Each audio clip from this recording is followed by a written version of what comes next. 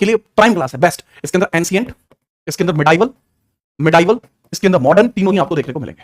ठीक है, प्राचीन, मध्यकालीन और आधुनिक तीनों ही आपको देखने को मिलेंगे। ये रहा पहला सवाल, फेंक के मारा है। गुलाम वंश के निम्नलिखित शासकों को काल क्रम के अनुसार व्यवस्थित कीजिए।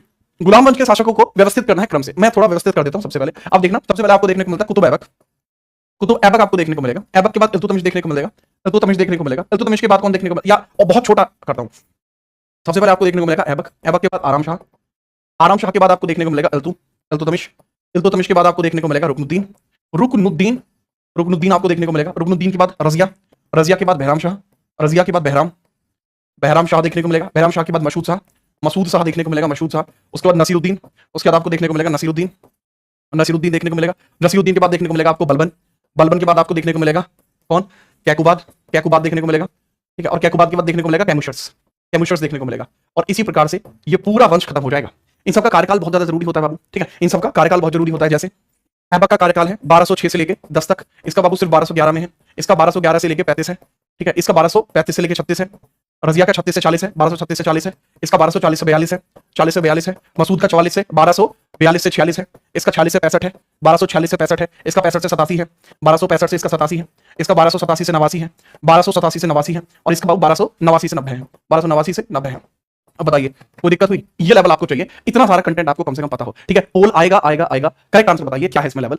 रुकनुद्दीन फिरोज शाह से शुरुआत होगी क्या? रुकनुद्दीन के बाद बहराम। ठीक है, रुकनुद्दीन, बहराम, अलाउद्दीन मशहूद, नसीरुद्दीन महमूद। अच्छा, अगर मैं बात करूं, ये क्रम भी लगभग ठीक लग रहा है। बहराम शाह, रुकनुद्दीन फिरोज। बहराम शाह पहले नहीं आ सकता। नसीरुद्दीन, बहराम शाह बाद में नहीं आ सकता। बहराम शाह, अलाउद्दीन मशहूद, नसीरुद्दीन महमूद, रुकनुद्दीन फिरोज। नहीं, पहला क्रम सही है। A is the correct answer. A is the correct answer. पहला बिल्कुल सही था। A is the correct answer. Poll के लिए अभी व्यवस्था की जाएगी। अगले क्वेश्चन पे आपको पोल भी देखने को मिलेगा। व्यवस्था की जा रही है निश्चित तौर पर। आप बिल्कुल टेंशन फ्री रहें, बिल्कुल टेंशन फ्री रहें। पोल की व्यवस्था की जा रही है। बताइए क्लियर है? क्लास को लाइक कर दीजिए ना, तभी तो मजा आएगा भाई। मत जानी लाइफ, आगे बढ़िए। हाँ नेक्स्ट, निम्नलिखित में से कौन सा राष्ट्रकूट वंश की प्रशासनिक इकाइयों का सही आरोही क्रम है? राष्ट्रकूट डायनेस्टी के बारे में पूछा है कि इनका आरोही क्रम कौन सा है। आरोही यानी छोटे से बड़े की तरफ, छोटे से बड़े की तरफ जाना है, वो आरोही क्रम होता है। ठीक है, अब मुझे बताइए, राष्ट्रकूट डायनेस्टी की बात करता हूं, कम से कम आपको इनकी राजधानी पता हो, राजधानी पता हो। राष्ट्रकूटों की राजधानी है मान्यखेट। मान्यखेट राजधानी है। इनके संस्थापक है दंतीदुर्ग। संस्थापक है दंतीदुर्ग। संस्थापक कौन है? दंतीदुर्ग देखने को मिल जाएंगे। दंतीदुर्ग संस्थापक है। बहुत बेहतरीन आपको देखने को मिल जाएंगे। बहुत बेहतरीन आपको देखने को मिल जाएंगे बिना किसी परेशानी के। आप मुझे बताइए, यहां तक कोई समस्या है क्या? यहां तक कोई समस्या है क्या? मेरे ख्याल से तो नहीं होनी चाहिए कोई समस्या। ठीक है, फटाफट बताइए। सबसे छोटा क्या होता है बाबू? सबसे छोटा होता है भुक्ति। सबसे छोटा आपको देखने को मिल जाएगा। कि क्रम इसका क्या है? क्रम की बात करते हैं। ठीक है, क्रम की हम बात करते हैं। फटाफट बताइए। देखो क्रम ऐसे चलता है, भुक्ति, विषय और राष्ट्र। भुक्ति, विषय और राष्ट्र। ठीक है, भुक्ति, विषय और राष्ट्र आपको देखने को मिलता है। नहीं, विषय मिड में आएगा। भुक्ति, विषय और राष्ट्र, कुछ इस प्रकार का क्रम आपको देखने को मिलता है। भुक्ति, देन विषय, देन राष्ट्र। ठीक है, ये आरोही क्रम आपका हो जाएगा। आरोही असेंडिंग ऑर्डर आपका हो जाएगा। असेंडिंग ऑर्डर हो जाएगा। D is the correct answer. आरोही, विषय और राष्ट्र। राष्ट्र सबसे अलग इकाई होगी। ठीक है, सबसे सेपरेट इकाई होगी। भुक्ति मिनिमल इकाई होगी। ठीक है, मिनिमल इकाई होगी। D is the correct answer. ठीक है, अगला सवाल ये रहा, इल्तुतमिश के बारे में कौन सा कथन सत्य है? फटाफट से इल्तुतमिश के बारे में आप मुझे बताएंगे कि कौन सा कथन सत्य है। आपके सामने देखने को मिल रहा है पोल। पोल के अनुसार आप जवाब दे सकते हैं बेहतरीन ढंग से। ये रहा आपके सामने पोल। पोल के अनुसार जवाब दीजिए। बेहतरीन लेवल का सवाल है।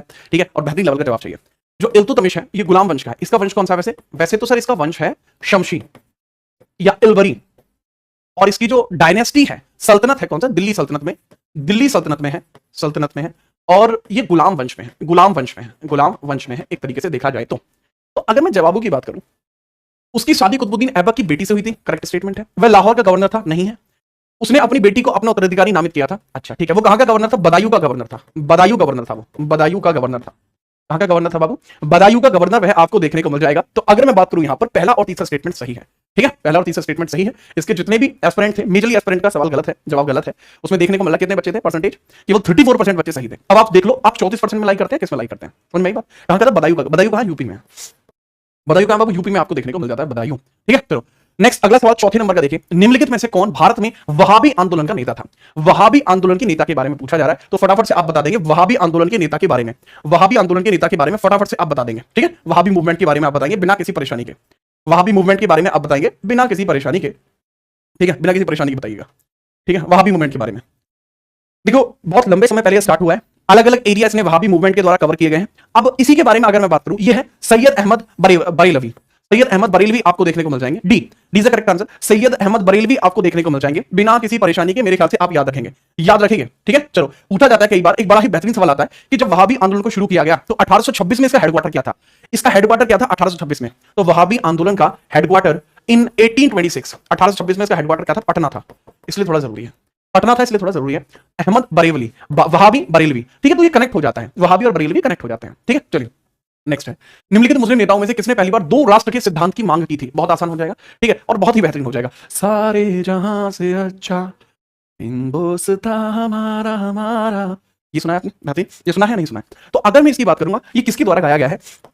द्विराष्ट्र की थ्योरी इलाहाबाद में सामने आती है, इलाहाबाद में 1930 की बात है, इलाहाबाद में 1930 की बात है। मुस्लिम लीग का सेशन चल रहा था, क्या चल रहा था? मुस्लिम लीग का सेशन चल रहा था, मुस्लिम लीग सेशन, मुस्लिम लीग का सेशन चल रहा था, मुस्लिम लीग का सेशन बाबूजी चल रहा था। और यहां पर आपको देखने को मिलता है ये स्टेटमेंट पारित किया जाता है मोहम्मद इकबाल के द्वारा, ठीक है, याद रखना, इलाहाबाद में स्टेटमेंट दिया जाता है कि हमें दो राष्ट्र चाहिए, we wanted two nation theory, we wanted two nation theory, ये इन्होंने कहा था मोहम्मद इकबाल।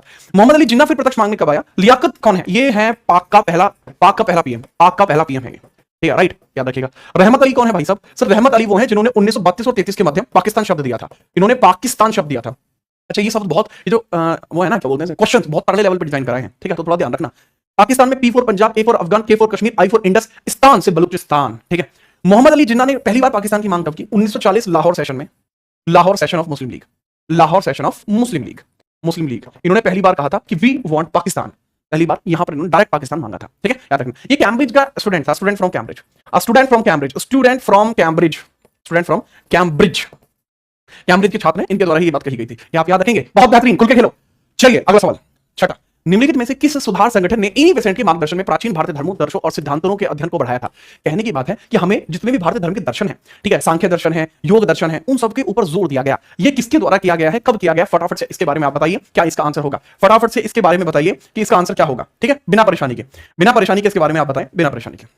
देखो बाबू, करेक्ट आंसर की बात करें, आसान हो जाएगा आंसर, ठीक है, आसान हो जाएगा ये क्वेश्चन आपके सामने, इसका आंसर चलेगा, दैट इज थियोसॉफिकल सोसाइटी। बहुत बहुत आसान है, थियोसॉफिकल सोसाइटी आपको देखने को मिल जाएगी। अच्छा, मेरी बात को समझना, थियोसॉफिकल सोसाइटी के बारे में आप जानिए, ठीक है, थियोसॉफिकल सोसाइटी के बारे में मैं आपको बताता हूं। थियोसॉफिकल सोसाइटी की स्थापना 1875 में होती है, मैडम ब्लावात्स्की के द्वारा, ठीक है, कहां होती है? न्यूयॉर्क में होती है, न्यूयॉर्क में होती है भाई, madam Blavatsky, madam Blavatsky, madam Blavatsky, वात्स्की, वात्स्की, मैडम ब्लावात्स्की के द्वारा होती है। इसी की वजह से इंडिया के अंदर काफी सारे लोग भारत आए हैं, ठीक है। चलिए अब बात करें कि भाई इंडिया के अंदर जो इसकी स्थापना हुई है, इंडिया के अंदर जो इसकी स्थापना हुई है वह सबसे पहले कहां हुई थी? अडियार में हुई थी। भारत में पहली ब्रांच अडियार में, भारत में पहली ब्रांच कहां खुली है? अडियार में, branch Adyar, ADYAR, Adyar India में हुई है।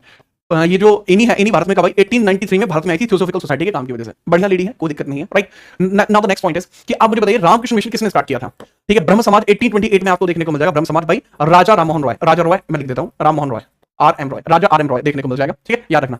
तो मुझे बताइए Ramakrishna mission that is by Swami Vivekananda, ठीक है, स्वामी विवेकानंदा जी के द्वारा ये स्टार्ट किया गया था, right. That is so perfect, मजा ही आ गया। छठवें नंबर का सवाल था, ये लीजिए सातवां सवाल। निम्नलिखित में से किसी दिल्ली सल्तनत के पहले संप्रभु शासक के तौर पर जाना जाता है? पहला सोवरन रूलर किसको कहा जाता है? फटाफट से इसका आंसर आप देंगे, पोल आपके सामने आ रहा है, बेहतरीन ढंग से पोल में आंसर आप करेंगे। पहला रूलर आपको कौन देखने को मिल जाएगा? बताएं फटाफट, बताइए, ये रहा आपके सामने पोल, बताइए बेहतरीन ढंग से आप बताइए कि पहला ऐसा कौन सा शासक था जो सॉवरन रूलर कहलाता है? पहला सॉवरन रूलर, सॉवरन रूलर का मतलब है जो किसी के अधीन ना हो, मतलब फर्स्ट सुल्तान। पहला सुल्तान कौन होगा?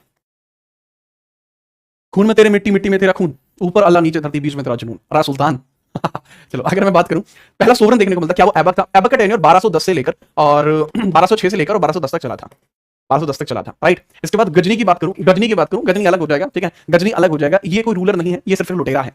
जलाल अल-दीन फिरोज खिलजी, ये हो जाएगा JFK, जलालुद्दीन फिरोज खिलजी, ये खिलजी डायनेस्टी का है बाबू, एक खिलजी वंश का है। इसका जो टेन्योर है 1290 से 96 है, ठीक है। इसने गुलामों वंश के अंत करके गद्दी को संभाला था। करेक्ट आंसर होगा शमशुद्दीन इल्तुतमिश, शमशुद्दीन इल्तुतमिश। मेजरली बच्चों का जो आंसर आया है, यानी आप मान के चलिए बहुत सारे लोगों ने इसमें गलत किया है। लगभग सही आंसर कितने परसेंट लोगों का है वो मुझे देखना पड़ेगा। 33% लोगों का सही है, तो आप अपने आप को 33% लोग आप देख लीजिए, आप कहां लाइक कर रहे हैं, ठीक है। चलो आप कहां लाइक कर रहे हैं वो आप देख लीजिए, ठीक है, बहुत बेहतरीन। भाई क्लासन स्टडी नाम के जो छात्र हैं, आपकी समस्या का समाधान हो जाएगा, सवालों का जवाब दीजिए, ठीक है। अगला सवाल ये रहा, दिल्ली के निम्नलिखित सुल्तानों में से किसने कृषि के विकास के लिए दीवाने कोही की स्थापना करी थी? पूरा नाम दीवाने आमिर कोही, ये भी बहुत बड़ा सवाल हो जाएगा। दीवाने आमिर कोही, दीवाने आमिर कोही, दीवाने आमिर कोही किसने लिखी थी? फटाफट बताइए, दीवाने आमिर कोही किसके द्वारा? ये actually this is a department, यह एक डिपार्टमेंट है, इसकी स्थापना हुई है। भारत सर का मॉक कल सुबह 9 बजे से स्टार्ट होगा, reasoning by Bharat sir channel के ऊपर, रीजनिंग का कंप्लीट मॉक आएगा।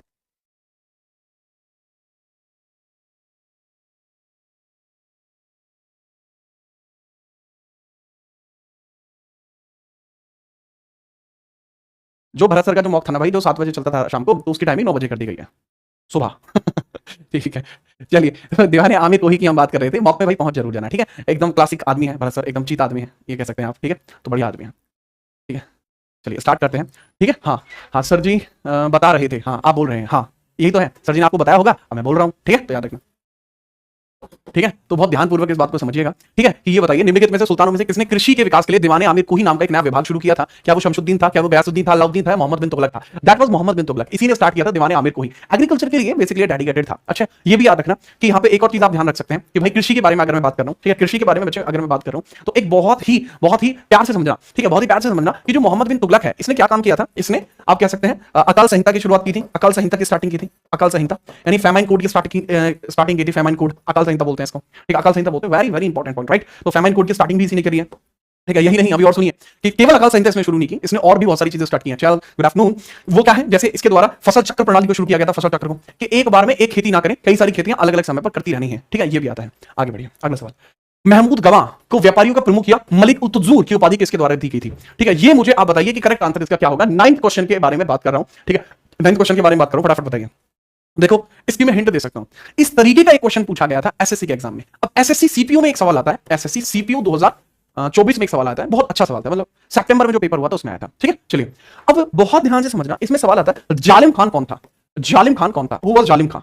कि जालिम खान कौन था? तो अगर आपने बता दिया कि जालिम खान कौन था, आप बता देंगे आंसर क्या है, ठीक है। हिंट देनी पड़ रही है तुम्हें, क्योंकि महमूद गवाह जिसको आप जानते हैं मलिक उत-तुज़ूर के नाम से, यह बहमनी साम्राज्य से रिलेट करता है, बहमनी साम्राज्य से रिलेट करता है। बहमनी साम्राज्य 1347 में बनाया गया था, दक्षिण भारत में बना था। किसने बनाया था? अलाउद्दीन बहमन शाह ने। अलाउद्दीन बहमन शाह ने बनाया था, अलाउद्दीन बहमन शाह ने बनाया था, अलाउद्दीन बहमन शाह ने बनाया था। तो करेक्ट आंसर आपको देखने को मिल जाएगा हुमायूं शाह। इसी को जालिम खान कहा जाता है और इसी ने महमूद गवाह को मलिक उत-तुज़ूर की उपाधि भी दी थी, राइट। बहुत बढ़िया, जालिम लोसन था ये कोई बात नहीं। ब्रिटिश भारत में साधारण ब्रह्म समाज की स्थापना कब हुई है? देखो ब्रह्म समाज बनता है 1828 में। ब्रह्म समाज कब बनता है बाबू? ब्रह्म समाज बनता है आपका 1828 में, ठीक है। यहां ब्रह्म समाज बन गया, लेकिन ब्रह्म समाज के बनने के पश्चात, ब्रह्म समाज के बनने के पश्चात आपको देखने को मिलेगा, ब्रह्म समाज के बनने के पश्चात आपको देखने को मिलेगा कि भारत के अंदर डिस्ट्रीब्यूशन कुछ अलग अलग स्तर पर जा रहा है। मतलब से समझ में नहीं आया।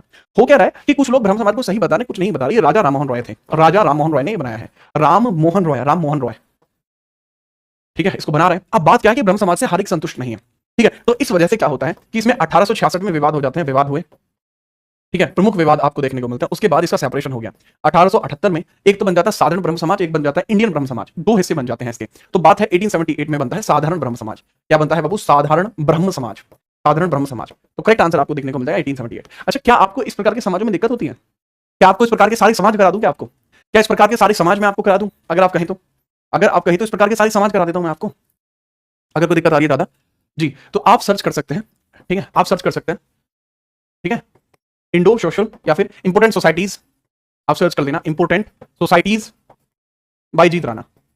आप सर्च कर लेना, आपके कष्टों का हरण हो जाएगा। इंपोर्टेंट सोसाइटी सर्च कर लेंगे, आपको मैं मिल जाऊंगा, राइट।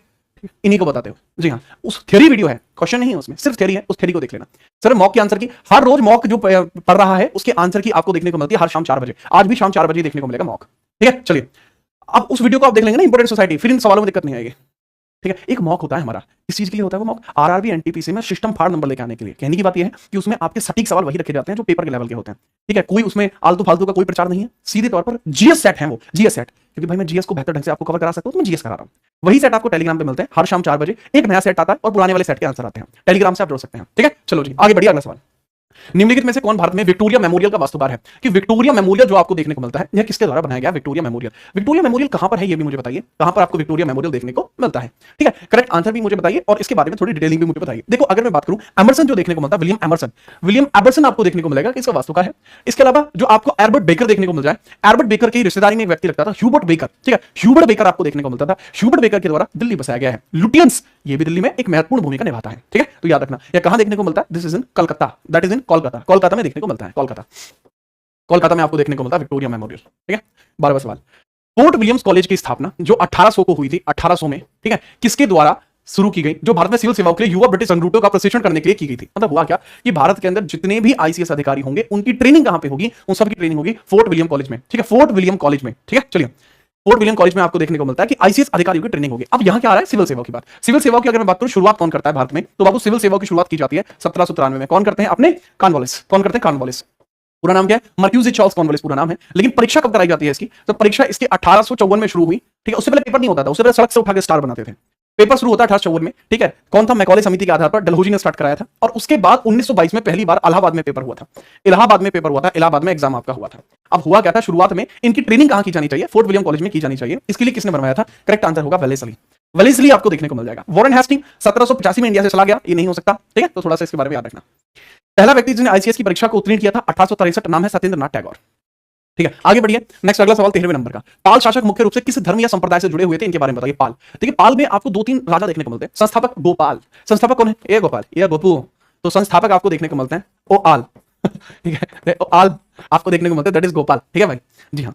और अगर मैं बात करूं कि ये किस धर्म से बिलोंग करते हैं वो तो आप बताइए। इसमें एक राजा है धर्मपाल, भाई बहुत जोर के आदमी है। क्यों? जब कन्नौज में त्रिपक्षीय संघर्ष हुआ, राष्ट्रकूट, गुर्जर और पाल जब उसके लिए लड़े, तो धर्मपाल ने अपनी एक विशिष्ट भूमिका निभाई थी। उदंतपुरी विश्वविद्यालय भी, विक्रमशिला विश्वविद्यालय भी इसमें देखने को मिलता है। तो विक्रमशिला किसने बनवाया था? विक्रमशिला विश्वविद्यालय किसने बनवाया? विक्रमशिला धर्मपाल ने बनवाया था। विक्रमशिला भाई धर्मपाल, विक्रमशिला किसने बनवाया? जो बिहार में है वो धर्मपाल जी ने बनवाया है, ठीक है। बढ़िया आदमी है, कोई दिक्कत नहीं है। लेकिन पूछा मैंने क्या है बच्चे, ये बताइए कि किस धर्म से बेसिकली बिलोंग कर रहे हैं, उसके बारे में मुझे बताओ। गोपाल के बारे में साक्ष्य मिलते हैं कि बुद्धिज्म को फॉलो कर रहे थे, राइट। किसको फॉलो कर रहे थे? बुद्धिज्म को फॉलो कर रहे थे, that is the correct answer. Next अगला सवाल 14। रायचूर दोआब, कृष्णा और तुंगभद्रा नदियों के बीच भूमि थी। नियंत्रण को लेकर विजयनगर और किसके बीच लगातार संघर्ष हो रहे थे? विजयनगर में और किसके मध्य संघर्ष चल रहे थे? अभी कृष्णा और तुंगभद्रा रिवर पे कलेश क्या था? 1 मिनट में मैं आपको अपना मैप बनाता हूं, मैप में आप समझ जाएंगे। और बताओ क्या हाल है आपके? मजा आ रहा है? खुल के खेल रहे हो? और बताइए, उनसे बातें हो जाती हैं या उन्होंने आपसे कह दिया कि पहले सरकारी नौकरी ही चाहिए? ये भी एक बड़ा सवाल है आज की डेट में। बहरहाल मैं तो यही कहूंगा कि क्या ही दिया हो तो ज्यादा बढ़िया है, ठीक है। कम से कम 2 जीवन यहाँ पे सुधर जाएंगे, ठीक है। ये देखिए, ये आपको मैप ऑफ इंडिया देखने को मिलता है, जो basically finest map of India है आज तक जितने भी, ठीक है, कैटोग्राफर्स के द्वारा बनाया गया। कैटोग्राफर्स बनाते हैं मैप, राइट। अब यहाँ पे समझिए कि यहाँ देखने को मिलता है पहले ये वाला एरिया हम बना रहे हैं, this area that is called Bahmani empire. इस एरिया को आप कहेंगे दिस इज बहमनी एम्पायर। ये कौन सा एरिया भाई? बहमनी है। नीचे आपको देखने को मिलता है दिस इज विजयनगर, ये है बाबू विजयनगर एम्पायर। विजयनगर इस प्रकार से फैला हुआ है। अब मैं बनाता हूं 2 रिवर्स। एक रिवर आपकी बनेगी ऐसे तुंगा, ठीक है, एक है भद्रा, ठीक है, इस तरीके से, और एक बनेगी कृष्णा। फिर कृष्णा आपको देखने को मिलेगी कुछ इस प्रकार से, और ये साथ मिलकर ऐसे चली जाएंगे, राइट। तो ये आपको देखने को मिलेगा। अब इसके आसपास का जो एरिया है, इसके आसपास का जो एरिया वो इसका कहलाता है क्या? बेसिन। इसका बेसिन कहलाता है। और क्योंकि इसका बेसिन है तो बहुत ज्यादा उपजाऊ है। ये एक बेसिन भी है, जल भरान क्षेत्र भी है, इसलिए क्या कहलाता है भाई? उपजाऊ भी है। इसी को क्या कहा जाता है? रायचूर। इसी को रायचूर कहा जाता है। ये क्या है? विजयनगर है, विजयनगर है, और ये क्या है बाबू? ये बहमनी है। तो इनके बीच में कलेश चल रहे हैं। शुरुआत में बहमनी जीतेगा, बाद में जाकर विजयनगर जीतेगा। वेल, अगर मैं बात करूं बहमनी के और विजयनगर के बीच में रायचूर दोआब को लेकर मैटर था। ये तुंगभद्रा रिवर है, तुंगा प्लस भद्रा, तुंगभद्रा, ये कृष्णा रिवर है। इस तरीके से इसका पूरा स्ट्रक्चर चलता है, राइट। ये पूरा मैटर है, ठीक है। तो जी हाँ, ये आपको मेरे ख्याल से समझ में आया होगा पूरा मामला क्या है। जब ये एक सवाल पूछा जाता है कि जब रायचूर विद्रोह का प्रारंभ हुआ उस समय दिल्ली सल्तनत में कौन था? मोहम्मद बिन तुगलक था, ठीक है। मोहम्मद बिन तुगलक देखने को मिलता है, ठीक है। चलिए चलो आगे बढ़ते हैं। 15वां सवाल।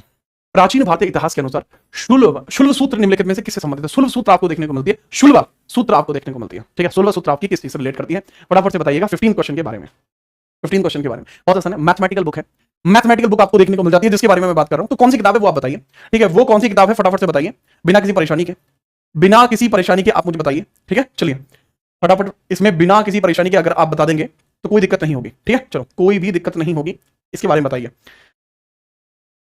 क्या इसका आंसर हो सकता है?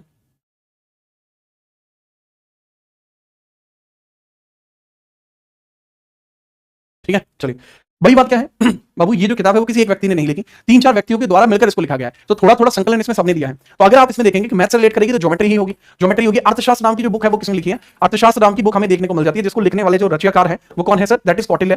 कौटिल्य आपको देखने को मिल जाएंगे, कौटिल्य, विष्णुगुप्त, चाणक्य आपको देखने को मिल जाएंगे, कौटिल्य, विष्णुगुप्त, चाणक्य आपको देखने को मिल जाएंगे। नेक्स्ट है 16वें नंबर का सवाल। निम्नलिखित में से किस स्थान पर प्रार्थना समाज की स्थापना की गई थी? ये भी बहुत बेहतरीन सवाल है। आपके सामने पोल आ रहा है, प्रार्थना समाज को देखते हुए आपके सामने पोल डाला गया है ताकि आपको प्रार्थना ज्यादा न करनी पड़े। बेहतरीन तरीके से आपके सामने पोल डाला गया है। पोल का आंसर फटाफट आप करेंगे, ठीक है, और बताएंगे प्रार्थना समाज के बारे में।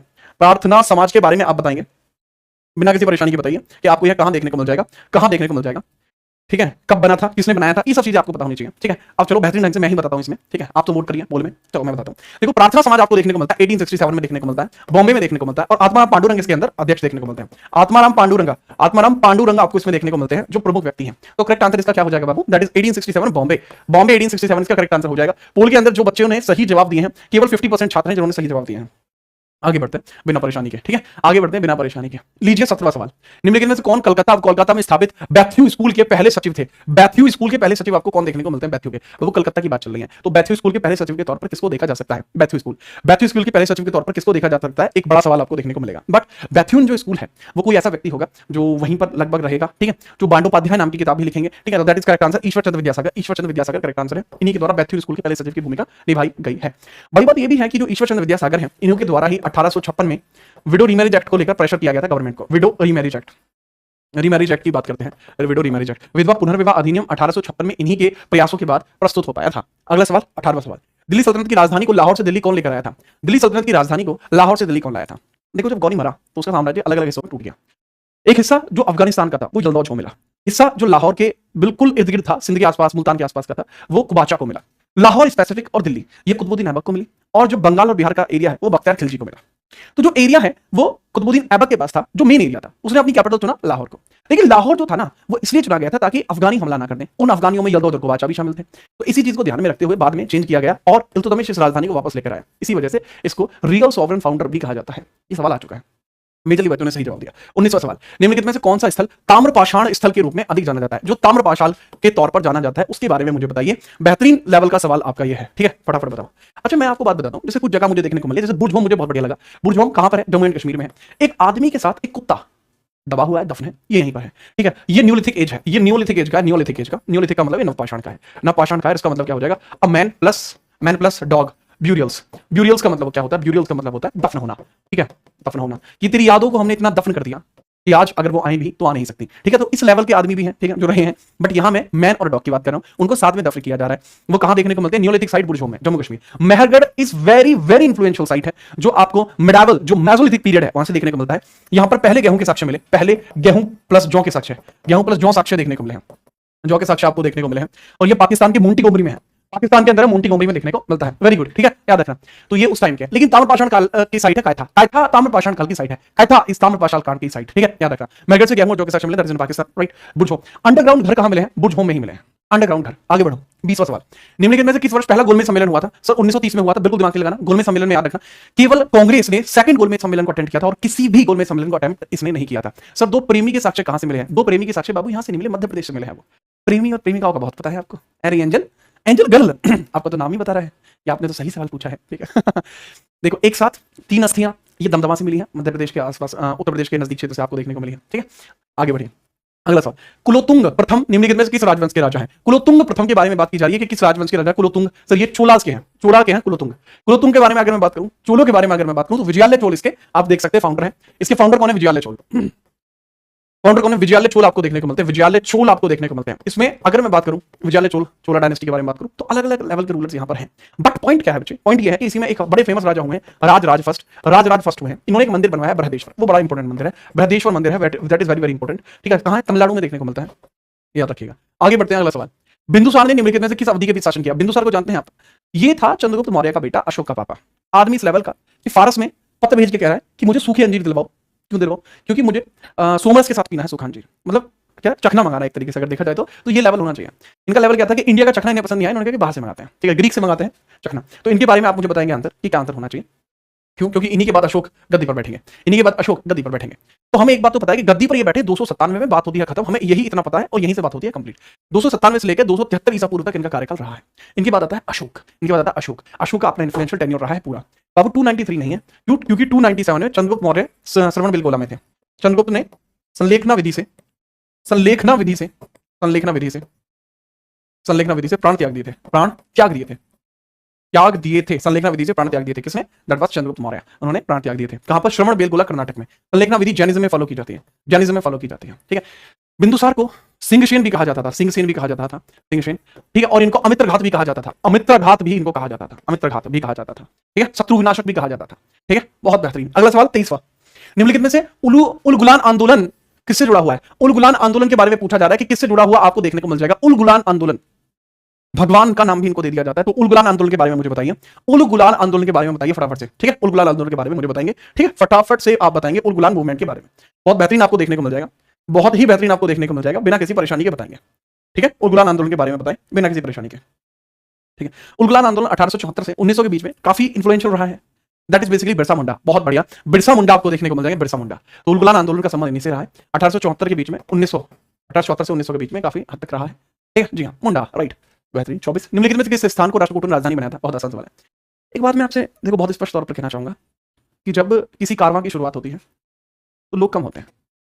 अगर उस कारवां का उद्देश्य बहुत अच्छा है, निर्धारित है, तो लोग जितने शुरू होते हैं उससे कम होते चले जाते हैं। लेकिन अगर कारवां ठीक ढंग से नहीं चल रहा है तो उसमें कुछ चीजें इधर से उधर, उधर से इधर होती हैं और उसका कोई निश्चित परिणाम नहीं निकलता।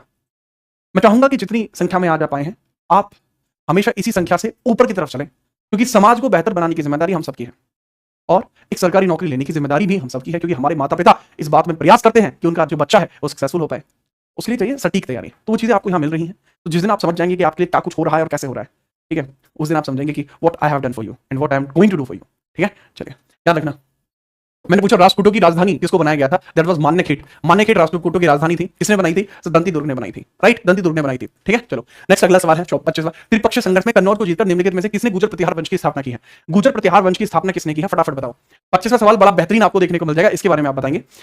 That was Nagabhata first. Nagabhata first आपको देखने को मिल जाएंगे, नागभट्ट फर्स्ट, जिनके द्वारा गुर्जर प्रतिहार वंश की नींव है वो रखी गई है। हालांकि गुर्जर प्रतिहार वंश की जब नींव रखी जाती है, गुर्जर प्रतिहार वंश की जो नींव रखी जाती है, उसके बाद वत्सराज जो है ये कन्नौज की त्रिपक्षीय संघर्ष में लड़ते हैं। मिहिर भोज सबसे इंपॉर्टेंट रूलर है, विष्णु जी की पूजा करते हैं, विष्णु उपासक है, विष्णु उपासक आपको देखने को मिलते हैं, उपासक देखने को मिलते हैं, विष्णु उपासक, भगवान विष्णु की उपासना करते हैं। मिहिर भोज के बारे में अगर मैं बात करूं, मिहिर भोज के बारे में, तो ये एक अलग ही लेवल के रूलर हैं, अच्छे रूलर की संख्या में इनको गिना जाता है। ठीक है, तो अगर इन्हीं के बारे में बात बताऊं, इनके बारे में मैंने इंस्टाग्राम पे वीडियो वगैरह भी डाले हुए हैं, तो आप देख सकते हैं। ठीक है, बड़ी ही बेहतरीन तरीके से मिहिर भोज के जी को लेकर कई बार ये विवाद बनता है कि राजपूत है, गुर्जर है, ठीक है, उसके बारे में भी मैंने वीडियो में बोला है। अगला सवाल, निम्नलिखित राजवंशों में से किस राजवंश ने राजाओं ने मलाया, जावा और सुमात्रा के राजाओं को हराया था? किस राजवंश के राजाओं ने मलाया, जावा और सुमात्रा के राजा को हराया था? ऐसे कौन सा किंगडम है जिसका प्रभाव इंडोनेशिया तक था? ऐसा कौन सा किंगडम है जिसका प्रभाव इंडोनेशिया तक था? फटाफट बताओ, इंडोनेशिया तक किसका प्रभाव था? आप बताएंगे। Sir that was Cholas. Chola ही थे जिन्होंने साउथ इंडिया के साथ साथ उन्होंने पूरे इंडोनेशिया पर अपना प्रभाव रखा था। तो काफी बेहतरीन सवालों में से एक सवाल था। नेक्स्ट हम अगले सवाल की तरफ बढ़ते हैं। अगले सवाल को जवाब देने के लिए रेडी रहिए। अगले सवाल के लिए आपको पोल भी दिया जाएगा। अगले सवाल का पोल ये रहा, इसके बारे में फटाफट से बताएंगे करेक्ट आंसर इसका क्या होगा। मुश्किल सवालों में से एक है। मानवता ही सेवा की मोक्ष है, मानवता की सेवा ही मोक्ष का साधन है। अगर आप चाहते हैं कि मोक्ष मिले तो मानवता की सेवा कीजिए, तो मानवता की सेवा कीजिए। यह नारा गंगाधर चट्टोपाध्याय ने दिया था। वे किस चीज से जुड़े हुए हैं? तो गंगाधर चट्टोपाध्याय जी के बारे में पूछा गया है, वह किस चीज से जुड़े हुए हैं ये आपको बता रहे हैं। ठीक है, ये किस चीज से जुड़े हैं? सर ये रामकृष्ण मिशन से जुड़े हैं। रामकृष्ण मिशन से जुड़े हैं। कैसे? रामकृष्ण मिशन से जुड़े हुए हैं, जो स्वामी विवेकानंद ने स्टार्ट किया था। इसमें ही बताया जाता है कि भाई मानवता की सेवा ही मोक्ष का साधन है, मानवता की सेवा ही मोक्ष का साधन है। ठीक है, नेक्स्ट शाबाश। 28 निम्नलिखित में से किस मुगल राजकुमार ने मलिक अंबर के साथ गठबंधन किया और अपने पिता के खिलाफ विद्रोह किया था? मलिक अंबर के बारे में बहुत बार पूछा जाता है, तो इनके बारे में जरूर बताना। मलिक अंबर के बारे में जरूर बताना, मलिक अंबर के बारे में जरूर बताएंगे आप। 28 क्वेश्चन के बारे में बात कर रहा हूं। ठीक है, ये कौन था? देखो जहांगीर के खिलाफ उसका बेटा खुर्रम खान, जहांगीर के खिलाफ उसका बेटा खुर्रम खान अलग ही लेवल पर आता है। ठीक है, अलग ही लेवल पर आता है। अगर मैं बात करूं जहांगीर के खिलाफ की बात कर रहा हूं, जहांगीर अपने एक बेटे को 1606 में मरवा देता है। 1606 में खुसरो की हत्या करा देता है, खुसरो खा की हत्या करा देता है, जहांगीर का खुद का सन ही था। लेकिन इसके बाद में चल के मलिक अंबर जो है, मलिक अंबर शाहजहां के साथ मिलकर जहांगीर के खिलाफ फिर प्लानिंग कर लेता है। तो शाहजहां प्लस मलिक अंबर जहांगीर को उसकी गद्दी से हटाने की बात करते हैं। ऐसा क्यों संभव है? क्योंकि जहांगीर अगर देखा जाए तो एक नशेड़ी राजा था, ऐसा इसलिए संभव है। ठीक है, याद रखना। नेक्स्ट, निम्नलिखित धार्मिक और सामाजिक सुधारकों में से किसने 1929 में 1829 है बच्चे, 1829 में सती प्रथा के अंत में योगदान दिया? 1829 की बात की जा रही है। सती प्रथा के उन्मूलन में किसका योगदान महत्व देखने को मिलता है? योगदान किसका देखने को मिलता है सती प्रथा की रोकने में? तो सती प्रथा को रोकने की बात करूंगा तो ये थे राजा राममोहन रॉय, और साथ में कौन थे बाबू? विलियम बेंटिक भी आपको देखने को मिलते हैं साथ में, विलियम बेंटिक भी आपको देखने को मिलते हैं साथ में, William Bentinck plus Raja Rammohan Roy. तो बहुत बेहतरीन सवाल हो जाएगा, William Bentinck plus Raja Rammohan Roy. शाबाश, आगे बढ़िए। नेक्स्ट, निम्नलिखित में से किसने अमेरिका में भारत के ब्रिटिश सरकार के खिलाफ विद्रोह का आयोजन करने के लिए गदर पार्टी की स्थापना की थी? गदर पार्टी 1913। ठीक है, सैन एंड्रियास में बनती है, सैन एंड्रियास। ठीक है, सैन फ्रांसिस्को बोल सकते हैं जिसको, सैन फ्रांसिस्को में आपको देखने को मिल जाएंगे, सैन फ्रांसिस्को में देखने को मिल जाएंगे। कौन कौन है इसमें बताइए? लाला हरदयाल शामिल है, रामप्रसाद, सचिनाथ बख्शी, सुभाष चंद्र बोस शामिल नहीं है, नहीं है। लाला हरदयाल है, मैं लिख देता हूं, हरदयाल, बरकतुल्लाह,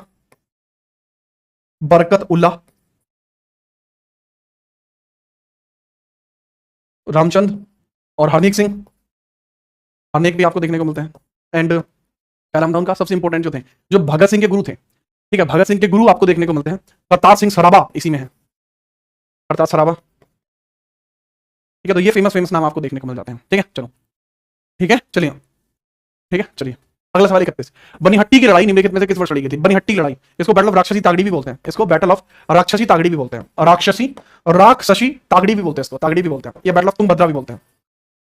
तुंगभद्रा भी इसको बोला जाता है। तो बैटल ऑफ राक्षसी तागड़ी, बैटल ऑफ तुंगभद्रा भी इसको बोला जाता है। ठीक है, सोहन सिंह भकाना भी थे। हाँ, सोहन सिंह भकाना भी थे, सोहन भकाना, सिंह भकाना, ये भी आपको देखने को मिलते हैं। नेक्स्ट, बैटल ऑफ राक्षसी तागड़ी आपको कहां देखने को मिलता है, पूछा गया। राक्षसी तागड़ी तुंगभद्रा बनिहट्टी 1565 में देखने को मिलता है। एक तरफ है विजयनगर, विजयनगर के अगेंस्ट बैटल कौन लड़ रहा है, so that is Bahmani, Bahmani battle लड़ रहे हैं विजयनगर के अगेंस्ट। तो ये आपको देखने को मिल जाएगा, विजयनगर के अगेंस्ट कौन लड़ रहा है, दैट इज बहमनी, जो इनके अगेंस्ट लड़ रहा है। ठीक है, याद रखना। बेहतरीन, 1565, राइट। नेक्स्ट, सूर्य वंश के संस्थापक शेरशाह सूरी का मूल नाम क्या था, बहुत बढ़िया, आसान सवाल है, बहुत प्यार से बताता हूँ, प्यार से, PYAR, प्यार, मेरी बात को समझो यार, कि एक व्यक्ति है फरीद खान, बाबू नाम क्या है इसका, फरीद खान। ये सासाराम के गवर्नर के पास जाता है, सासाराम के गवर्नर के पास जाता है, और सासाराम का गवर्नर कौन है, दैट इज बहार लोहानी। डॉल में थोड़ा ठीक था, डॉल में थोड़ा ठीक का मतलब है कि बॉडी छोटी बनी हुई है। तो जो बहार खान लोहानी है वो फरीद खान को अपना बॉडीगार्ड बना लेता है कि आज से तुम मेरे बॉडीगार्ड हुए। क्या कहा, बहार खान लोहानी ने कहा कि फरीद खान आज से कौन है, मेरा बॉडीगार्ड है। बॉडीगार्ड इसको घोषित कर दिया गया कि बॉडीगार्ड है भाई तुम्हारा। शेर आया, शेर झपटा, और फरीद खान ने तलवार के एक ही वार से शेर की पार्किंग लगा दी। तो ऐसी परिस्थिति में फरीद खान को ही सूरी वंश के संस्थापक शेर खान की उपाधि मिली। शाह की उपाधि इसने हुमायूं को हराकर जीती थी, और इस प्रकार से शेर शाह सूरी बन गया। राइट, बहुत बढ़िया। उसकी वजह से शादी होगी। हाँ, सासाराम के गवर्नर बहार खान लोहानी की जो वाइफ थी वो काफी उम्र की थी, उससे शादी कर ली, कुछ दिन बाद वो मरी जाती, जो कि मरी थी। ठीक है, याद रखना। नेक्स्ट है 33वां, सत्यशोधक समाज की स्थापना ज्योतिबा फूले, भाई ज्योतिबा फूले, ज्योतिबा फूले के द्वारा की गई है, ज्योतिबा फूले के द्वारा की गई है सत्यशोधक समाज की स्थापना। तो पूछा यही जाएगा ज्योतिबा फूले जी के बारे में कि भाई निम्नलिखित में से किस वर्ष की गई है, निम्नलिखित में से किस वर्ष की गई है, फटाफट से बताइए। ईयर क्या होगा बाबू, 1873 में ज्योतिबा फूले ने की है। इनकी एक बुक भी आती है, दैट इज नेम्ड एज गुलामगिरी। क्या नाम है किताब का, गुलामगिरी नाम है, गुलामगिरी किताब का नाम है। बहुत बेहतरीन सवाल ये भी हो जाएगा, गुलामगिरी है किताब का नाम। 34वां सवाल, निम्नलिखित में से कौन हिंदुस्तान रिपब्लिक एसोसिएशन HRA से संबंधित नहीं है। हिंदुस्तान रिपब्लिक एसोसिएशन बनता कहां है, 1924, किस जगह, कानपुर। कौन बना रहे हैं इसको, काफी सारे लोग हैं, रामप्रसाद बिस्मिल।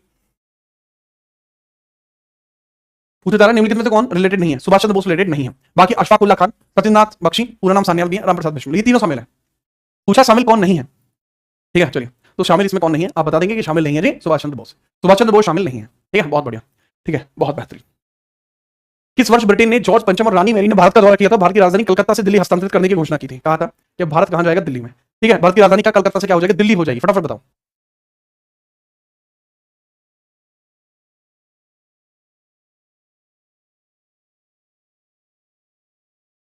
फटाफट बताएं, बिना परेशानी बताइए, करेक्ट आंसर क्या होगा। देखो ये बात है 1911 की, दिल्ली दरबार लगता है, पहली बार राष्ट्रगान यहीं पर सुनाया गया था, और जयपुर सजाया गया था, जयपुर सजाया गया था, जयपुर सजाया गया था। और याद रखना कि जब जयपुर को सजाया गया तभी यहां पर क्वीन मैरी ने कहा था कि wow that's a pink colour, क्या कहा था, wow pink colour, pink city, और उसी के बाद जयपुर को पिंक सिटी कहा जाने लगा। ठीक है, याद रखना। जी हाँ सर, क्या खा रहे हो, अरे यार पता कई बार क्या होता है कि सुबह से जब क्लास ले रहा होता हूँ ना तो मैं कुछ खा नहीं पाता, तो अब क्या होता है कि स्टिफनेस ही हो जाती है। स्टिफनेस का मतलब है बार बार गर्दन घुमाने से, वॉक करने की वजह से, तो हल्का सा ऐसा होता है कि कई बार आप कह सकते हैं कि ऐसा फील होता है कि जैसे मतलब कमेंट चलती रहती है, यहाँ ये बोर्ड चलता रहता है, तो बहुत डिजिटल सा फील होता है। तो कई बार ऐसा फील होता है कि क्वेश्चन आगे क्यों नहीं जा रहा। तो अगर कुछ खा लेते हैं, मतलब मैं नहीं खाता, मैं रियली नहीं खाता कभी भी, तो हल्का सा कुछ खा लेते हैं तो उससे क्या होता है कि ध्यान केंद्रित सा हो जाता है। ठीक है, ड्राउसी फील नहीं होता, मतलब वो होता है कि फेंटेड सा फील नहीं होता। ठीक है, उसमें रहता है कि हाँ मुंह चला है, ओके ओके, तो ऐसा रहता है। नेक्स्ट, निम्नलिखित में से कौन भारतीय राष्ट्रीय कांग्रेस के अध्यक्ष बनने वाली पहली भारतीय महिला बनी थी। देखो पहली भारतीय महिला की बात की गई है, अगर पूछा जाता पहली महिला, अगर पूछा जाता पहली महिला, तो पहली महिला की अगर मैं बात बताऊं तो वो आपको 1917 में देखने को मिलती है, 80% आपको देखने को मिलती है। ठीक है, 80% आपको देखने को मिल जाती है। जी हाँ, याद रखना। अब दूसरा आपको देखने को मिलता है 80% के बाद आपको देखने को मिलता है कि अगर ये होता पहली भारतीय महिला आपको देखने को मिलता है, तब इसके अंदर आंसर अलग हो जाएगा। पहली भारतीय महिला के अंदर आंसर अलग हो जाएगा, आंसर हो जाएगा 1925, और आंसर हो जाएगा सरोजिनी नायडू। ठीक है, याद रखना। मैडम भीकाजी कामा, इनको कहा जाता है mother of Indian constitution. Madam Bhikaji Cama को कहा जाता है मदर ऑफ इंडियन कॉन्स्टिट्यूशन। हाँ, तो मुझे तो नहीं होता। एक दिन में 11 क्लास लेके देखो, 11 घंटे पढ़ के देखो तुम, और एक महीने लगातार आप पढ़ के देखो 11 घंटे। मैं तो पढ़ा रहा हूँ 11 घंटे, अब पढ़ के देख लो, शायद आपके लिए आसान काम हो, करके देखना। हंस जाओगे बेटा। ठीक है, आगे बढ़िए। 33वां सवाल, 1567 में अकबर द्वारा चित्तौड़ पर आक्रमण करने के बाद निम्नलिखित में से किसे चित्तौड़ का गवर्नर नियुक्त किया गया था। बहुत बेहतरीन, अगर आप इतना पढ़ते तो वो अच्छा है, लाइक बहुत बढ़िया रहता है यार वो। ठीक है, वो बहुत बढ़िया रहता है। मैं पर्सनली आपको कहूंगा कि यार ये बहुत अच्छी बात है, अब बहुत अच्छा कर रहा है। ठीक है, I am just kidding, right. ठीक है, बहुत बेहतरीन। फटाफट से बताइए 37 क्वेश्चन के बारे में बताइए, 37 सवाल के बारे में आंसर क्या होगा, कौन था। ठीक है, अभिषेक नहीं, बहुत बच्चे पढ़ते हैं, 11 घंटे पढ़ते हैं। ठीक है, हाँ वेरी गुड, काफी बच्चे पढ़ते हैं। चलो मैं बात करता हूँ क्या है मैटर। मैटर ये है, आसफ खान को बनाया जाता है, आसफ खान को बनाया जाता है चित्तौड़ का गवर्नर, आसफ खान को बनाया जाता है। ठीक है। लेकिन आसफ खान से दोबारा से चित्तौड़ को छीन लिया जाता है 1572 में, तब जब राणा प्रताप गद्दी को संभालते हैं। राणा प्रताप गद्दी को संभालते हैं। बाबू आसफ खान आंसर है। पूना पैक्ट पर महात्मा गांधी समूह और किसने हस्ताक्षर किए थे? यरवदा जेल के सामने पूना पैक्ट हो रहा है। यरवदा जेल के सामने, यरवदा जेल के सामने पूना पैक्ट हो रहा है। यरवदा जेल के सामने। And the point to be remember my Lord, that is कि जो यरवदा जेल आप देखते हैं ये कहां, ठीक है, यह यरवदा जेल के सामने होता है। ये भारत में पहली बार राजनीतिक आरक्षण की बात की जाती है। भारत में पहली बार राजनीतिक आरक्षण, ठीक है, राजनीतिक आरक्षण की बात की जाती है। राजनीतिक आरक्षण की बात की जाती है, ठीक है। क्या भारत में पहली बार राजनीतिक आरक्षण की बात की जाती है? तो करेक्ट आंसर होगा doctor Bhimrao Ambedkar group. Doctor Bhimrao Ambedkar group. Doctor Bhimrao Ambedkar ने गांधी जी को लेकर बहुत सारे कटु शब्द कहे थे, जिसके बाद वह जानते थे कि गांधी जी के साथ समझौता करना ही होगा, जिसकी वजह से हमें देखने को मिलता है यरौदा पैक्ट आपको देखने को मिल जाता है। Right, that is very good. अगला सवाल 39। निम्नलिखित समाज सुधारकों में से 1861 में विधवा पुनर्विवाह संघ की स्थापना किसने करी है? विधवा पुनर्विवाह संघ की स्थापना किसके द्वारा की गई है? फटाफट से बताइए। देखो इसका करेक्ट आंसर क्या होगा? एक बैरिस्टर देखने को मिलते हैं, बैरिस्टर यानी काइंड ऑफ वकील जिनको आप कह सकते हैं, वो आपको देखने को मिलते हैं, उन्हीं के द्वारा यहां पर स्थापना की गई है। ठीक है, अब इसके बारे में अगर हम बात करें 1861 में जो विधवा पुनर्विवाह संघ की स्थापना की गई है, यह महादेव गोविंद रानडे जी के द्वारा की गई है, एमजी रानडे के द्वारा की गई है। जो पूना के बारे में अगर आप कहेंगे कि पूना जो समझौता है, पूना समझौता, वो भी इन्हीं का, उसमें काफी हद तक एक अच्छा हाथ रहा था। ठीक है, याद रखना। पूना पैक्ट वो 1932 वाला नहीं, एक पूना समझौता अलग हुआ है, ठीक है, 1872 में। प्राचीन भारत में ताम्रपाषाण काल की कायथा संस्कृति भारत के निम्नलिखित में से किस राज्य से संबंधित है? कायथा के बारे में बताइए, कायथा कहां से रिलेट करती है? कायथा कहां से रिलेट करती है? जहां भीमबेटका केव्स भी हैं, भीमबेटका केव्स भी वही है, बेटका केव्स गुफाएं वही है, ठीक है। इससे अच्छी हिंट तो हो ही नहीं सकती। कायथा वही है जहां भीमबेटका केव्स भी हैं, कायथा वही है जहां भीमबेटका केव्स भी हैं, ठीक है। चलिए, कायथा वही है जहां भीमबेटका केव्स भी हैं, तो कायथा संस्कृति वही है जहां भीमबेटका केव्स भी हैं। The correct answer would be Madhya Pradesh. Madhya Pradesh में आपको ताम्रपाषाण काल देखने को मिल जाएगा, ताम्रपाषाण काल देखने को मिल जाएगा। That is very good, perfect. Catch के रखो सिस्टम, बिल्कुल थमना नहीं है। आगे बढ़िए। दिल्ली के निम्नलिखित सुल्तानों में से किसने लोह और रक्त की नीति चलाई थी? लोह रक्त का मतलब क्या होगा कि अगर आपसे कोई फालतू बोलने की कोशिश करता है तो लोहे का प्रयोग करिए और उसका रक्त बहा दीजिए, ठीक है। इसी ने सजदा और पापोश की नीति भी शुरू करी थी। सजदा लाइक टू से कि सजदे का मतलब क्या होता है? किसी का दीदार करना। सजदा का मतलब होता है कि किसी को देखना, आप किसी से देखना चाहते हैं, मिलना चाहते हैं, उसको सजदा करना कहते हैं, या सिजदा करना उसको कहते हैं। तो सिजदा व पापोश भी इसी ने चलाई थी, सिजदा व पापोश भी इसी ने चलाई थी, सिजदा व पापोश भी इसी के द्वारा चलाई गई थी। लोह व रक्त भी इसी ने चलाई थी। चहलगामी का अंत भी इसी ने किया था। करेक्ट आंसर हो जाएगा गियासुद्दीन बलबन। गियासुद्दीन बलबन को किस ईयर में खरीदा गया था? किस, ये गुलाम था, ये खुद गुलाम था, तो इसको किस ईयर में खरीदा गया था? किस वर्ष खरीदा गया? खरीदा था, ठीक है, फटाफट बताइए। सर सिजदा क्या होता है? सिजदा मतलब मैंने बताया कि पापोश का मतलब होता है पैरों को चूमना, एंड सिजदा का मतलब होता है किसी को मिलना। तो अगर आप सुल्तान को मिलना चाहते हो तो पैरों को चूमना पड़ेगा, राइट। तो याद रखने का कोई ऐसा है नहीं, सच डायरेक्टली याद रखो। सिजदा तेरा कर ना सकूं ओ बंदगी like that is also song, ठीक है। तो सजदा तो सॉन्ग भी है, ठीक है। तो ये भी है। हाँ, इल्तुतमिश ने खरीदा था। कब खरीदा था? दैट वाज 1233, 1233 में इल्तुतमिश ने खरीदा था। बॉट बाय इल्तुतमिश, इल्तुतमिश ने इसको खरीदा था, इल्तुतमिश ने खरीदा, ने इसको खरीदा था और बाद में चहलगामी का मेंबर बना दिया था, ठीक है। तो याद रखना। हाँ हाँ, वाह वाह वाह। और ये लो अगला सवाल 42वां। निम्नलिखित में से किस वर्ष अखिल भारतीय मुस्लिम लीग की स्थापना हुई थी? मुस्लिम लीग की स्थापना आगा खान सलीमुल्लाह खान कराते हैं। आगा खान प्लस सलीमुल्लाह खान प्लस सलीमुल्लाह कराते हैं। सलीमुल्लाह खान, आगा खान प्लस सलीमुल्लाह खान यहाँ कराते हैं। और यह स्थापना जो कराई जाती है, इसके बारे में थोड़ा सा याद रखना। ये कराई जाती है 1906 में। करेक्ट आंसर है 1906 में स्थापना कराई जाती है, 1906 में स्थापना कराई जाती है। आगा खान और सलीमुल्लाह खान आपको देखने को मिलते हैं, ठीक है। चलिए, तो बेहतरीन ढंग से मेरे ख्याल से तो आपको कोई समस्या नहीं होगी। 1906 आप करेक्ट तरीके से याद रखेंगे बिना परेशानी के, ठीक है, बिना परेशानी के, तभी चीजें आपके लिए बेहतर होंगी, बहुत बेहतरीन, ठीक है। इसमें जिन्ना जिन्ना तो था ही नहीं, चिल्ड्रन था जिन्ना, ठीक है। हाँ, केशु भाई ठक्कर इनके पापा हैं, जिन्ना के पापा हैं, ठीक है। ढाका बांग्लादेश में, यस, ढाका बांग्लादेश में अभिनव भारत मंदिर यंग इंडिया सोसाइटी की स्थापना उन्होंने भाई ने की थी। किसने और किसके भाई ने की थी? 1904 में हुई है, जो स्वतंत्र संग्राम के दौरान गुप्त संगठन के रूप में थी। 1904 में हुई है स्थापना। नाम बताइए। अभिनव भारत मंदिर, अभिनव भारत मंदिर की स्थापना, इसी के बारे में पूछा जरा, फटाफट आंसर बताइए। नाम क्या होगा? हाँ, चिल्ड्रन था, ठीक है। सावर साहब क्या हुआ? देखो करेक्ट आंसर हो जाएगा विनायक दामोदर सावरकर। सावरकर साहब के द्वारा ही अभिनव भारत मंदिर की स्थापना की गई थी अपने भाई के साथ मिलकर। वीर सावरकर, वीडी सावरकर दोनों ही इन्हीं के नाम है। और बेहतरीन तरीके से याद रखना 1904 वो समय आपको देखने को मिल जाएगा, ठीक है। 1904 वो समय आपको देखने को मिल जाएगा बेहतरीन तरीके से, ठीक है। बड़ी ही अजीब बात है कि आप क्लास को लाइक नहीं कर पा रहे हैं। आपके हाथों में मेहंदी लगी है क्या? हाथों में मेहंदी लगा के अगर लाइक कर देंगे तो स्वाद अलग ही आएगा ना। आगे बढ़ते हैं। 44वां सवाल। वज्रगिरी बुद्धिस्ट मोनेस्ट्री कहां पे है? वज्रगिरी बुद्धिस्ट मोनेस्ट्री आपको कहां पर देखने को मिल जाती है? फटाफट से इसके बारे में आप जवाब दीजिए, कहां है? अच्छा, मैं आपसे पूछता हूं कुछ, ठीक है। आप मुझे बताइए धामेक स्तूप कहां पर है? धामेक स्तूप कहां पर है? धामेक स्तूप आपका कहां पर है? स्तूप साची स्तूप आपका कहां पर है? साची स्तूप आपका कहां पर है? साची स्तूप आपका कहां पर है? ठीक है, तो ये दोनों इंपॉर्टेंट है। साची इज इन मध्य प्रदेश। साची कहां है बाबू? साची इज इन एमपी, साची मध्य प्रदेश में। और धामेक इज इन वाराणसी, वाराणसी में देखने को मिलता है। And Buddhist monastery Vajragiri that is in Odisha, that is in Odisha. याद रखना, ये कहां है बाबू? उड़ीसा में देखने को मिलता है। बिहार में नहीं है, उड़ीसा में है बाबू। बिहार में नहीं है, उड़ीसा में है बाबू। उड़ीसा में देखने को मिलती है। अच्छा, अगर आपको बुद्धिज्म वगैरह भी पढ़ना हो तो वो भी आप सर्च कर सकते हैं, बुद्धिज्म भाई नहीं, ठीक है, तो वो भी आपको मिल जाएगा, राइट। चलो आगे बढ़ते हैं। एसएससी सीजीएल का मिलेगा, एसएससी मिलेगा, हाँ, लेकिन हाँ है प्राइम भाई, एकदम अलग लेवल का है। 45 बताइए, पहला तुर्किश रूलर जिसने प्योर अरेबिक कॉइन्स भारत में चलाए थे, पहले अरबी सिक्के चलाने वाले जो व्यक्ति है उनका नाम क्या है? अरबी सिक्के चलाता था। सिक्कों के नाम क्या थे? जीतल और टंका। जीतल और टंका नाम के कॉइन चलाता था। जीतल और टंका नाम के कॉइन चलाया करता था। जीतल दैट वाज फ्रॉम पीतल, यानी कॉपर कह सकते हैं। कॉपर क्या सिक्का जीतल था। टंका था चांदी का सिक्का। चांदी का सिक्का आपको देखने को मिलता है। चांदी चांदी का सिक्का आपको देखने को मिलता है। ये करेक्ट आंसर क्या होगा? करेक्ट आंसर दैट इज इल्तु भाई इल्तु के द्वारा यह स्टार्ट किया गया था। 45 क्वेश्चन का आंसर होगा डी, इल्तुतमिश इसमें सही जवाब होगा। ठीक है, इल्तुतमिश इसमें सही जवाब होगा। चलो बेहतरीन, आगे बढ़ो। ठीक है, चलो बेहतरीन आगे बढ़ते हैं।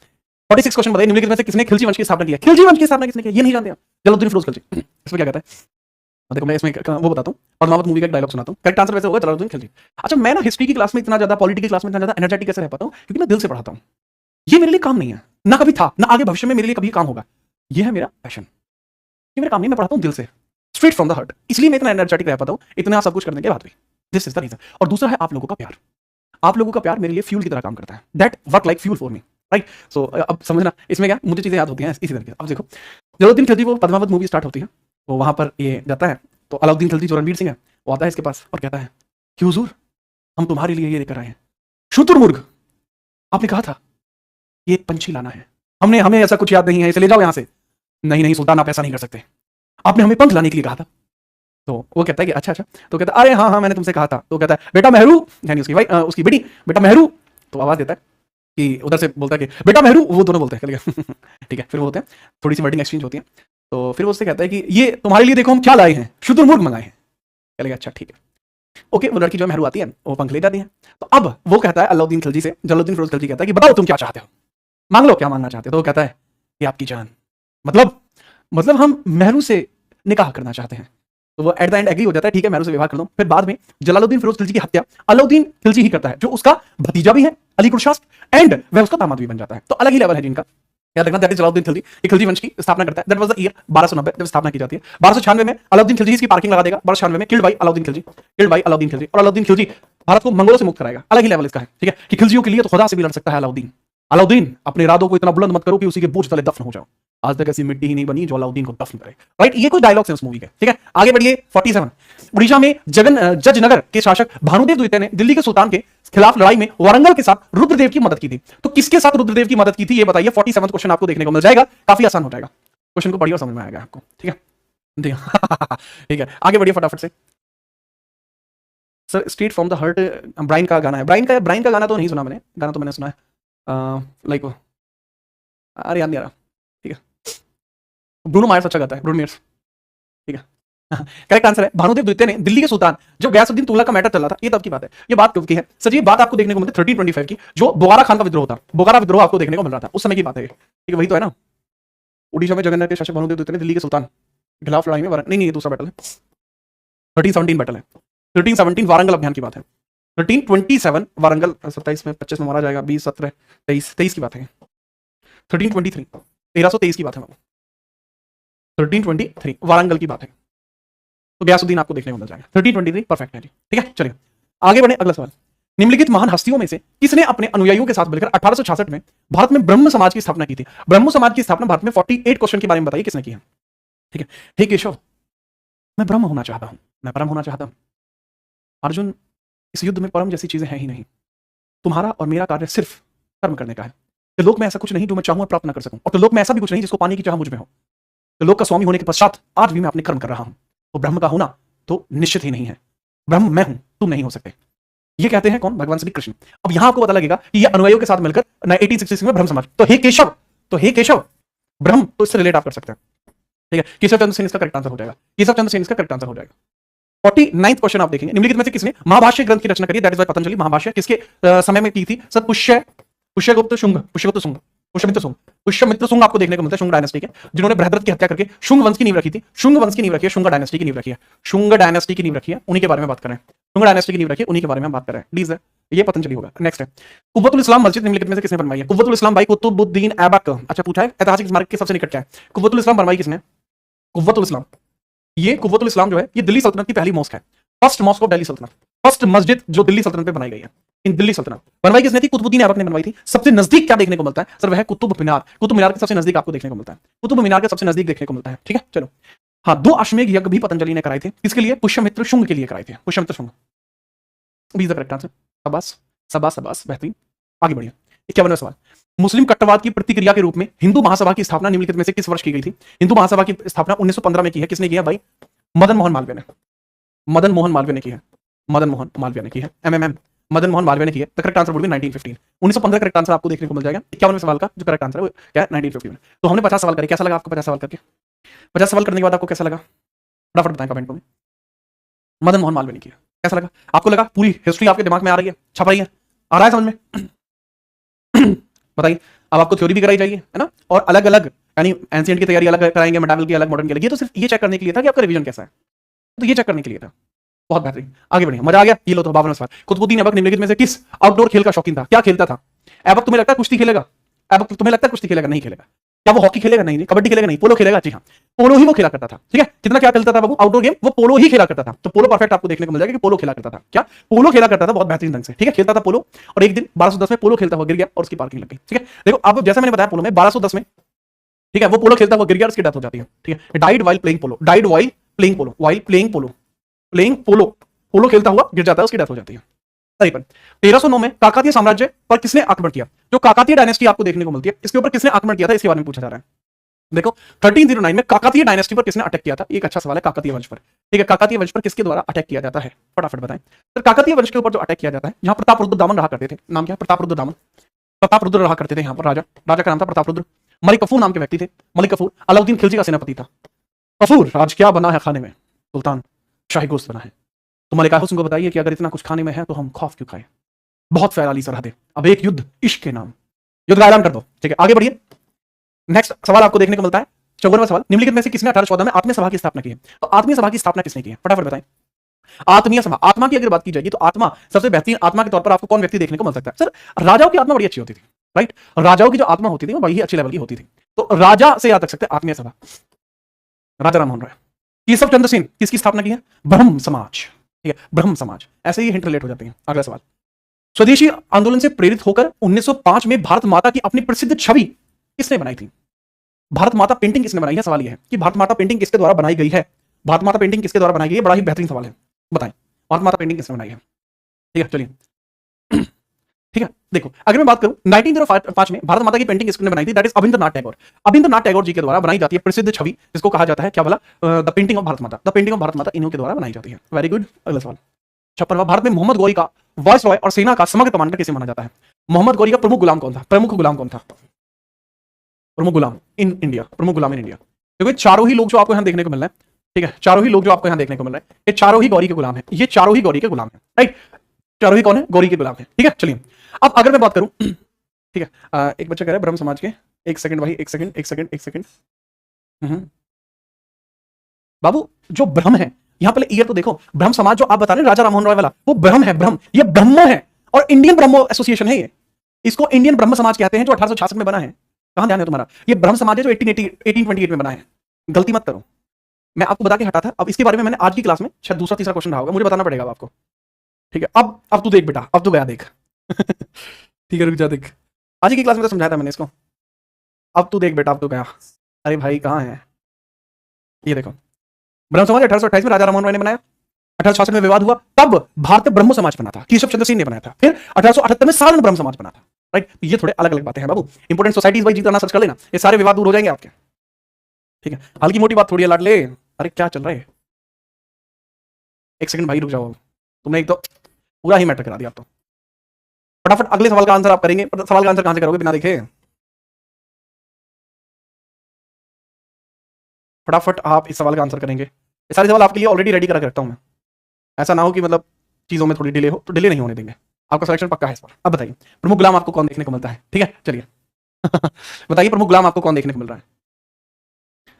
ठीक है, देखो प्रमुख गुलाम दैट वाज कुतुबुद्दीन ऐबक। इसी को कहा जाता है, क्यों? क्योंकि इसका दामाद भी था, दामाद तो था ही, गुलाम भी था। तो दामाद कौन था? कुतुबुद्दीन ऐबक था, वही करेक्ट आंसर है। ठीक है, चलिए नेक्स्ट है 56 के बाद 57। निम्नलिखित में से कौन सी लड़ाई 1191 में लड़ी गई थी? सब that was battle of Tarain first, 1191 में लड़ा गया था। गौरिया एक तरफ और एक तरफ कौन है? पृथ्वीराज चौहान। पृथ्वीराज चौहान जीते कौन है? पृथ्वीराज चौहान जी इस बैटल को जीते हैं। सेकंड होती है 1192 में, इसमें गौरी जीत जाता है, Gauri on the battle, Prithviraj हार जाते हैं। चंदावर 1194 में होती है, जयचंद की और गौरी की, जयचंद हार जाता है। पानीपत की पहली लड़ाई 1526 में होती है, बाबर एक तरफ है, दूसरी तरफ इब्राहिम लोधी है, बाबर जीत जाता है। तो इस तरीके से देखने को आपको मिलता है। ठीक है, चलिए 58वां सवाल, भारतीय राजनीतिक कार्यकर्ता और महिला अधिकारों के पैरोकार क्वेश्चन मार्क ने जर्मनी में स्टटगार्ट में आयोजित अंतरराष्ट्रीय समाजवादी में भारतीय राष्ट्रीय ध्वज पहली बार फैलाया था 1907 में।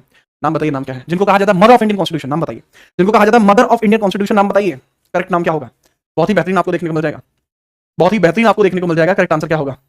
That is madam madam Bhikaji Cama, that is madam Bhikaji Cama, शाबाश, दैट इज मैडम भीकाजी कामा।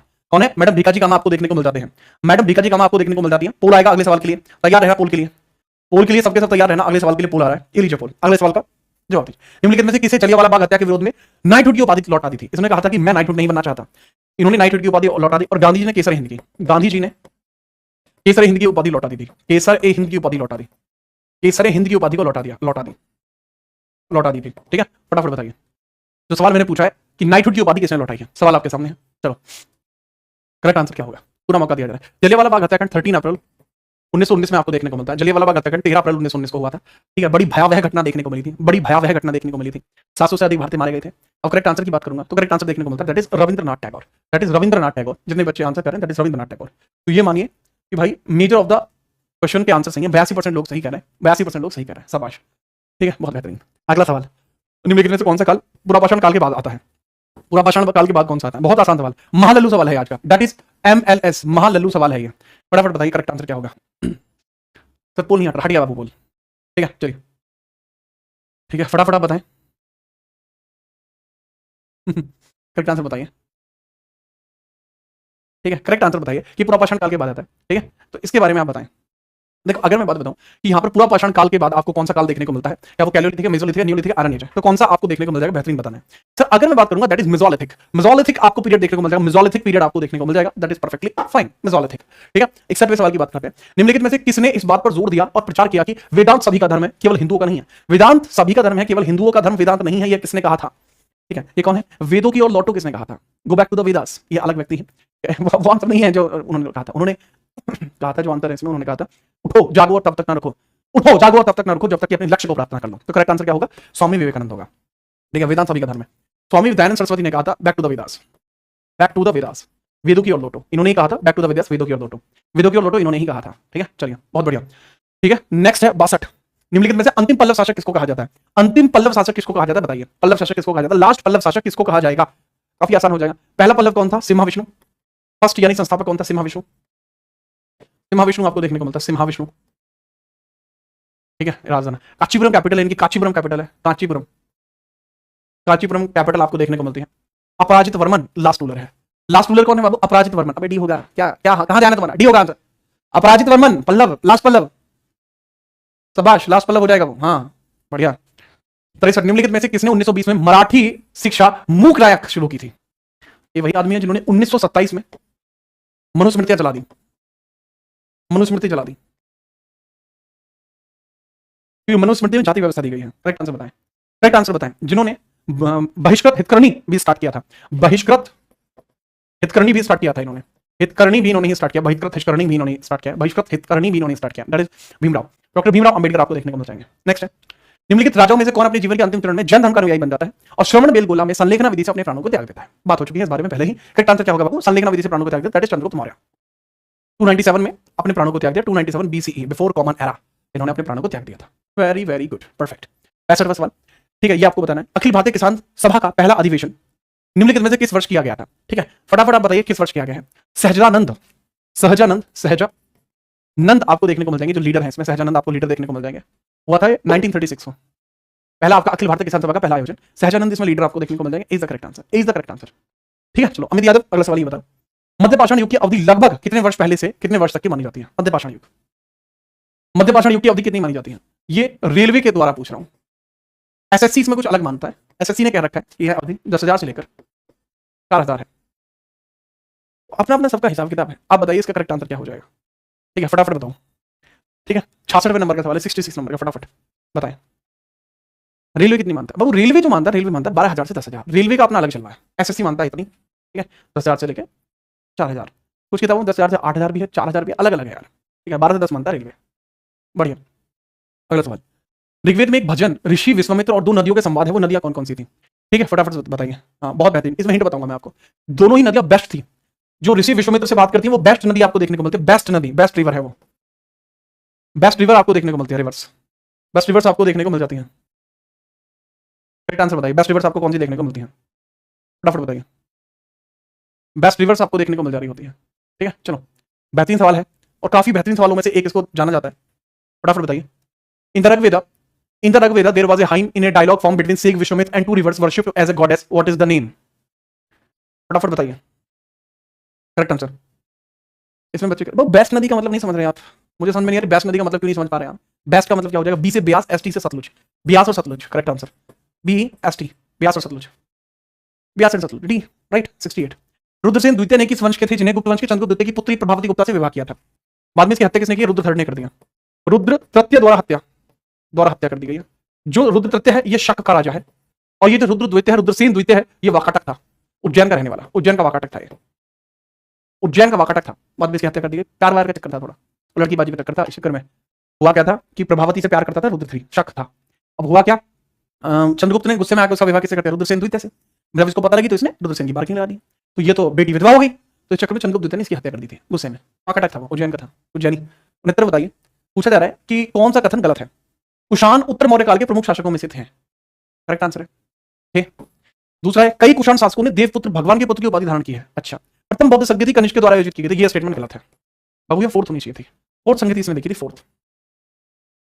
अशोक जो बुद्धचरित के लेखक थे कनिष्क के दरबारी थे, हाँ बिल्कुल थे। और ये चौथी सभा के उपसभापति भी थे। सभापति कौन थे? वसुमित्र थे। ठीक है, चलिए अगला, किस पल्लव शासक के शासनकाल के दौरान हैंसवांग ने पल्लव राजधानी काची का दौरा किया था? तो इसको पहले पढ़ लीजिए, इसका करेक्ट आंसर आप बताइए, इसका करेक्ट आंसर आप बताइए। देखो मैं डायरेक्टली बता देता हूं, जो नरसिम्हा वर्मन फर्स्ट है, इसी के समय में हैंसवांग आया था, पल्लव डायनेस्टी में आया था। ठीक है, पल्लव डायनेस्टी में आया था।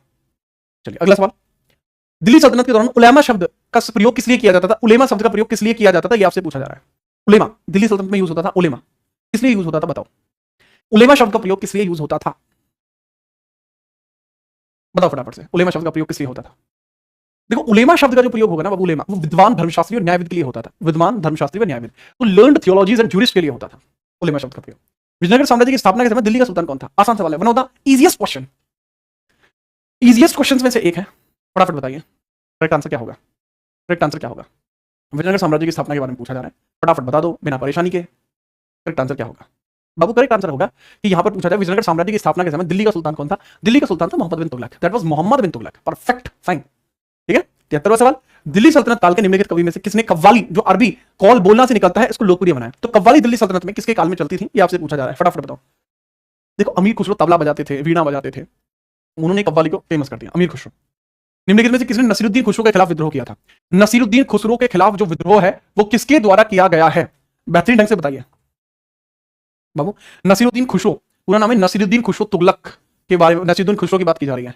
नसीरुद्दीन खुसरो है कौन? खिलजी है, खिलजी, नसीरुद्दीन खुसरो खिलजी है ये। तो गयासुद्दीन तुगलक ने इसके खिलाफ विद्रोह किया था। ठीक है, कि नाम काफी हद तक सिमिलर से देखने को मिलते हैं, इस वजह से मैटर होता है, पूरा मैटर इसी वजह से होता है। नेक्स्ट 75वां सवाल, दिल्ली सल्तनत के लोधी वंश के शासनकाल के दौरान निम्नलिखित में से कौन सी मस्जिद बनाई गई थी? बहुत बेहतरीन, लोधी वंश के समय मोट मस्जिद बनती है, मोट की मस्जिद बनती है, सिकंदर ने बनवाई थी, सिकंदर लोधी ने बनवाई थी, सिकंदर लोधी ने बनवाई थी। ठीक है, चलिए तो यहाँ पर आपके 75 सवाल होते हैं, आज की क्लास को 75 सवाल पे रोकेंगे। कारण कुछ नहीं है, कारण यह है कि मेरी अभी दूसरी क्लास स्टार्ट हो रही है ऐप के ऊपर, तो यहाँ पर बाकी के बचे हुए जो 25 सवाल होंगे वो अगली क्लास में कवर होंगे, बहुत बेहतरीन तरीके से कवर होंगे। आज के लिए वो क्वेश्चन आपको मिल जरूर जाएंगे, आप उनको देख सकते हैं, उनका आंसर भी टिक करके भिजवा दिया जाएगा। रेगुलरली क्लास से जुड़ना बहुत जरूरी है। जब आप लाइव आते हैं तो आपको कई फीचर्स मिलते हैं, जैसे पोल का फीचर आपको मिलता है, प्लस आपको बहुत सारे ऑप्शन सीखने का मौका मिलता है, प्लस आपको देखने को मिलता है कि क्लास में कितने छात्रों को आ रहा है, जिससे कि आप अपनी तैयारी को शेप दे सकते हैं। तो आज की क्लास बहुत बहुत बेहतरीन रही है, मतलब ये one of the finest class है जो मेरे द्वारा हिस्ट्री की ली गई है। एक बार में संपूर्ण हिस्ट्री के बारे में इस प्रकार के इधर उधर से जो सवाल आते हैं ना, जो आपके दिमाग को सोचने पे मजबूर कर देते हैं, वो बड़े अच्छे सवाल थे, सारे ही सवाल एकदम प्राइम लेवल के, बड़े अच्छे क्यूट सवाल थे, क्यूट आप भी हैं। हाँ तो कल भी 1 ही बजे दोपहर में क्लास देखने को मिलेगी, बड़ी बढ़िया क्लास होगी। अच्छे से अपना ध्यान रखिए, हंसते रहिए, मुस्कुराते रहिए, कल फिर मिलेंगे। ठीक है, तब तक के लिए हंसिए, गाइए, पीडीएफ आपको मिल जाएगी। और आज दोपहर में 4 बजे आपको देखने को मिलेगा मॉक नंबर 3, जो एनटीपीसी का मॉक होगा जीएस सेक्शन का, और पुराने मॉक के आंसर मिल जाएंगे। ठीक है, जो कल मॉक मैंने कंडक्ट कराया था, तो देख जरूर लेना। बाकी मिलते रहेंगे इसी प्रकार से, तब तक के लिए जय हिंद, वंदे मातरम। शाम को 8 बजे क्लास है, क्लास में आना बिल्कुल मत भूलना। आज उसके अंदर हम पोस्ट गुप्ता एरा को पढ़ेंगे, ये हर्षवर्धन काल, राष्ट्रकूट, पल्लव, ये पढ़ेंगे। ठीक है, चलिए कल मिलूं मैं। हर एक बच्चा, मतलब हर एक बच्चा, बाकी के काम हो जाएंगे किसी और समय में, लेकिन ये वो समय है जब मुझे आपका सिलेक्शन कराना है। कल मिलता हूं आपसे इसी उत्साह और उमंग के साथ। ठीक है, जय हिंद, वंदे मातरम।